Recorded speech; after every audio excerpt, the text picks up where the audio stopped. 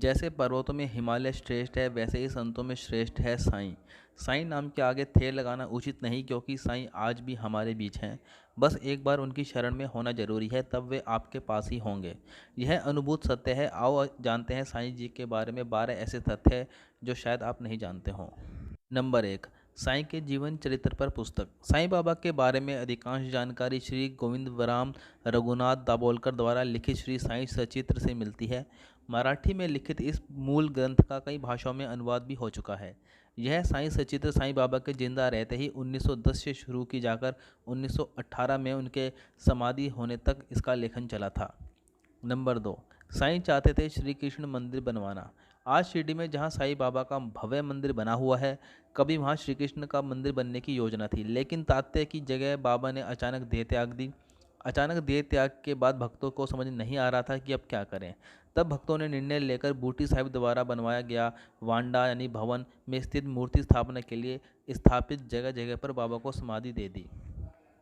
बाद में भक्तों ने कभी इस ओर ध्यान नहीं दिया कि इस जगह पर श्री कृष्ण की मूर्ति स्थापित करने की योजना थी, और इसकी आज्ञा स्वयं बाबा ने दी थी। साईं के समाधि स्थल पर साईं प्रतिमा का अनावरण बाबा की 36वीं पुण्यतिथि पर 7 अक्टूबर 1954 को किया गया।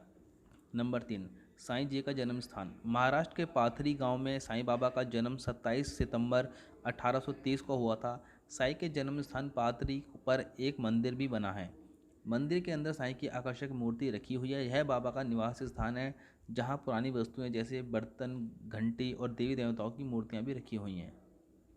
नंबर 4, साईं के माता पिता। शशिकांत शांताराम गडकरी की किताब सद्गुरु साईं दर्शन अनुसार साईं के पिता का नाम गोविंद भाऊ और माता का नाम देवकी अम्मा था, जो पाथरी में ही रहते थे। कुछ लोग उनके पिता का नाम गंगा भाऊ बताते हैं और माता का नाम देवगिरी अम्मा।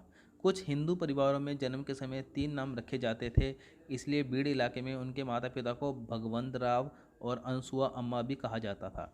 वे यजुर्वेदी ब्राह्मण होकर कश्यप गोत्र के थे। कुछ इन्हें भारद्वाज गोत्र का मानते हैं। साईं के चले जाने और पिता के देहांत के बाद उनके परिवार के लोग हैदराबाद चले गए थे और फिर उनका कोई अता पता नहीं चला। नंबर 5, साईं हिंदू या मुस्लिम। दरअसल यह विवाद व्यर्थ है। कोई संत हिंदू या मुस्लिम नहीं होता, वह सिर्फ इंसानियत के रास्ते पर होता है। साईं बाबा सभी धर्मों को मानते थे। उनकी नज़र में इंसान सिर्फ इंसान था। उनका पहनावा मुस्लिम फ़कीरों जैसा था, लेकिन वे नाथ पंथियों की तरह धूनी रमाते और वैष्णवों की तरह सिर पर तिलक लगाते थे। नंबर 6, साईं बाबा का असली नाम। शशिकांत शांताराम गडकरी की किताब के अनुसार साईं के पिता का नाम गंगा भाऊ और माता का नाम देवकी गिरी था। देवकी गिरी के 5 पुत्र थे। पहला पुत्र रघुपत भुसारी, दूसरा भुसारी, तीसरा हरि बाबू, चौथा अंबादास और पांचवें बालवंत भुसारी थे। साईं बाबा गंगा भाऊ और देवकी के तीसरे नंबर के पुत्र थे। उनका नाम था हरि बाबू भुसारी। नंबर 7, साईं की शिक्षा। साईं बाबा की पढ़ाई की शुरुआत घर से ही हुई। उनके पिता वेद पाठी ब्राह्मण थे। उनके सानिध्य में हरिबाबू साईं ने बहुत तेजी से वेद पुराण पढ़े और वे कम उम्र में ही पढ़ने लिखने लगे। 7 से 8 साल की उम्र में ही साईं को पाथरी के गुरुकुल में उनके पिता ने भर्ती कराया, ताकि यह कर्मकांड सीख लें और कुछ गुजर बसर हो। यहाँ ब्राह्मणों को वेद पुराण आदि पाठ पढ़ाया जाता है। साईं 7 से 8 वर्ष के थे तो वो अपने गुरुकुल के गुरु से शास्त्रार्थ करते थे।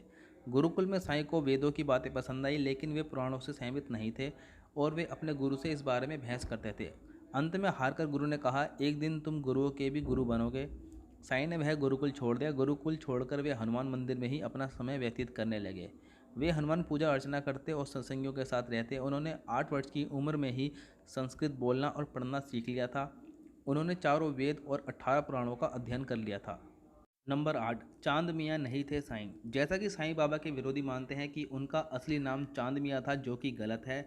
दरअसल साईं बाबा के घर के पास ही मुस्लिम परिवार रहता था। उनका नाम चांद मियाँ था और उनकी पत्नी चांद बी थी। उन्हें कोई संतान नहीं थी। हरि बाबू उनके घर में अपना ज़्यादा समय व्यतीत करते थे। चांद बी हरि बाबू को पुत्रव्रत ही की तरह ही मानते थे। नंबर 9, पिता की मौत के बाद साईं जी का जीवन। साईं के माता पिता जैसे तैसे मजदूरी करके 5 बच्चों का पेट पाल रहे थे। साईं के पिता जिस इलाके में रहते थे वह हैदराबाद निजाम शाही का एक भाग था। उनकी राजशाही में मुस्लिमों को एक हथियार बंद संगठन था, जिसे रजाकार कहा जाता था। रजाकारों का जुल्म बढ़ा तो उनके पिता ने वह स्थान छोड़ने का मन बनाया। एक बार गंगा भाऊ अपने परिवार के साथ पंढरपुर गए। भीमा नदी पंढरपुर के पास बहती है। गंगा भाऊ का परिवार नाव में बैठकर नदी पार कर रहा था, तभी दुर्भाग्य से नाव पलटी और परिवार डूबने लगा। किनारे खड़े एक सूफी फकीर और तीर्थयात्रियों ने जैसे तैसे सभी को बचाया, लेकिन वे गंगा बहू को नहीं बचा सके। जिस फकीर के प्रयास से यह परिवार बच गया उसका नाम था वली फकीर। उसने ही सभी अंतिम कार्य संपन्न कराए और देवगिरी सहित पांचों लड़कों के भोजन आदि की व्यवस्था की। मुस्लिम फकीर के साथ देवगिरी के रहने के कारण लोग उन्हें बदनाम करने लगे, तो वली फकीर देवगिरी को समझा बुझाकर हरि बाबू को अपने साथ ले गए। देवगिरी के दोनों पुत्र रोजी रोटी के तलाश में हैदराबाद चले गए और खुद देवगिरी अपने दो पुत्रों के साथ अपनी माता के गांव चली गई। इस तरह पिता की मौत के बाद पूरा परिवार बिखर गया। नंबर 10, फकीरों के बीच बाबा।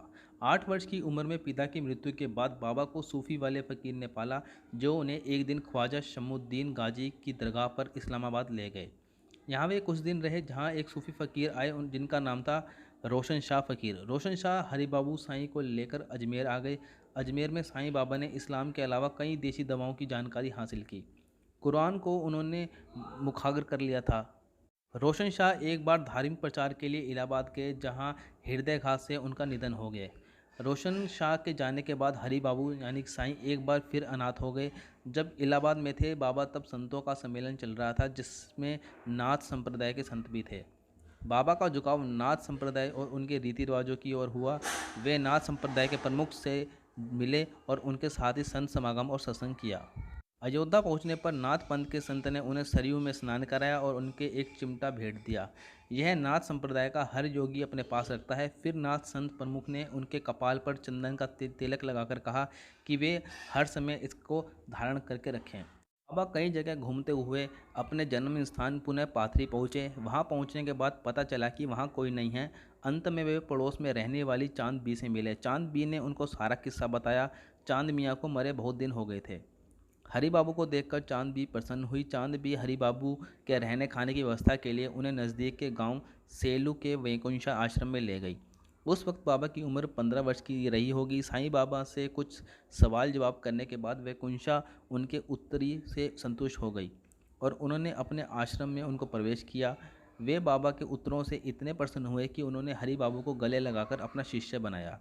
एक दिन वैकुंठा ने अपनी मृत्यु के पूर्व बाबा को अपनी सारी दिव्य शक्तियाँ दे दी। एक दिन वैकुंठ बाबा को एक जंगल में ले गए, जहां उन्होंने पंचांगनी तपस्या की। वहां से लौटते वक्त कुछ मुस्लिम कट्टरपंथी लोग हरि बाबू पर ईंट पत्थर फेंकने लगे। बाबा को बचाने के लिए वैकुंठा सामने आ गई तो उनके सिर पर ईंट लगी। वैकुंठा के सिर से खून निकलने लगा। बाबा ने तुरंत ही कपड़े से उस खून को साफ किया। वैकुंठा ने वही कपड़ा बाबा के सिर पर 3 लपेट लेकर बांध दिया और कहा कि ये 3 लपेटे संसार से मुक्त होने और ज्ञान व शिक्षा के हैं। जिस ईंट से चोट लगी थी बाबा ने उसे उठाकर अपनी झोली में रख लिया। इसके बाद बाबा ने जीवन भर इस ईंट को ही अपना सिरहाना बनाए रखा। वापस आश्रम पहुंचने के बाद दोनों ने स्नान किया और फिर वैकुंठा ने बताया कि 80 वर्ष पूर्व वे स्वामी समर्थ रामदास की चरणा पादुका के दर्शन करने के लिए सज्जनगढ़ गए थे। वापस में ही शिरडी में रुके थे। उन्होंने वहां एक मस्जिद के पास नीम के पेड़ के नीचे ध्यान किया और उसी वक्त गुरु रामदास के दर्शन हुए और उन्होंने कहा कि तुम्हारे शिष्यों में से कोई एक यहाँ रहेगा और उसके कारण यह स्थान तीर्थ स्थान बनेगा। वैकुंठा ने आगे कहा कि वहीं मैंने रामदास की स्मृति में एक दीपक जलाया है, जो नीम के पेड़ के पास नीचे एक शिला की आड़ में रखा है। इस वार्तालाप के बाद वैकुंठा ने बाबा को 3 बार सिद्ध किया हुआ दूध पिलाया। इस दूध को पीने के बाद बाबा को चमत्कारिक रूप से अष्ट सिद्धि शक्ति प्राप्त हुई और वे एक दिव्य पुरुष बन गए। उन्हें परमहंस होने की अनुभूति हुई। इसके बाद वैकुंठा ने देह छोड़ दी। वैकुंठा के जाने के बाद साईं बाबा को आश्रम में रुकने का कोई महत्व नहीं रहा। इस आश्रम में बाबा करीब 8 वर्ष रहे, यानी उनकी उम्र उस वक्त 22 से 23 वर्ष रही होगी। नंबर 12, शिरडी में साईं। वैकुंठा की आज्ञा से साईं बाबा घूमते फिरते शिरडी पहुँचे। तब शिरडी गांव में कुल 450 परिवार के घर होंगे। शिरडी के आसपास घने जंगल थे।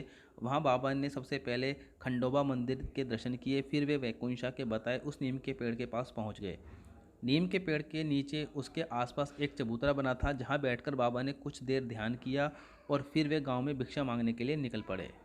ग्रामीणों ने उन्हें भिक्षा में काफ़ी अन्न दिया। उसे ग्रहण कर वे बाकी बचा भोजन पीछे पीछे चल रहे श्वान को खिलाते गए और पुणे नीम के झाड़ के पास आ बैठे। उनका प्रतिदिन का यह नियम बन गया था कि नीम के झाड़ के नीचे ही सोना, उठना, बैठना, ध्यान करना और फिर गांव में भिक्षा मांगने के लिए निकल पड़ना। कुछ लोगों ने उत्सुकतावश पूछा कि आप यहाँ नीम के वृक्ष के नीचे ही क्यों रहते हैं। इस पर बाबा ने कहा कि यहाँ मेरे गुरु ने ध्यान किया था, इसलिए मैं यहीं विश्राम करता हूँ। कुछ लोगों ने इसकी बात का उपहास उड़ाया। तब बाबा जी ने कहा कि यदि उन्हें शक है तो वे इस स्थान पर खुदाई करें। ग्रामीणों ने उस स्थान पर खुदाई की जहां उन्हें एक शिला नजर आई। शिला को हटाते ही एक द्वार दिखा जहां 4 दीप जल रहे थे। उन दरवाजों का मार्ग एक गुफा में जाता था जहां गौमुखी आकार की इमारत, लकड़ी के तख्ते, मालाएं आदि दिखाई पड़े। इस घटना के बाद लोगों में बाबा के प्रति श्रद्धा जागृत हो गई। बाबा ने उनके झोले से वहीं ईंट निकाली और उस दीपक के पास रख दी और ग्रामीणों से कहा कि इसे पुनः बंद कर दें। महालसापति, श्यामा तथा शिरडी के अन्य भक्त इस स्थान को बाबा के गुरु का समाधि स्थान मानकर सदैव नमन किया करते थे।